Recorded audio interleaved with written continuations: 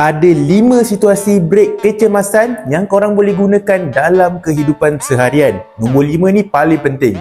Situasi pertama, jika haiwan tiba-tiba melintas ketika korang tengah bawa motor. So, untuk mengelakkan pelanggaran ataupun kemalangan, korang kena brek mengejut ataupun brek kecemasan sekiranya haiwan tersebut pergerakannya membahayakan dan susah dijangka.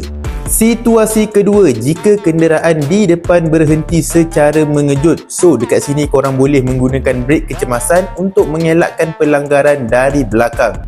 Situasi ketiga, jika lampu isyarat bertukar kepada warna merah secara tiba-tiba. Di sini korang juga boleh menggunakan brek kecemasan untuk mengelakkan disaman ataupun kemalangan dari arah yang lain. Situasi keempat, jika motor yang berada di depan terjatuh ataupun berada dalam kemalangan, kita perlu brek kecemasan bagi mengelakkan kita menghadapi kemalangan yang sama. Situasi kelima dan juga situasi yang paling penting sekali, jika pelajar sekolah atau kanak-kanak berlari ke tengah jalan. Mereka ni tidak peka terhadap bahayanya jalan dan pergerakan mereka susah untuk dijangka. Jika pergerakan mereka membahayakan, kita perlu brek secara kecemasan untuk mengelakkan pelanggaran dan juga kemalangan. So, kalau korang dapat satu ilmu baru daripada kami, jangan lupa follow, like dan juga share.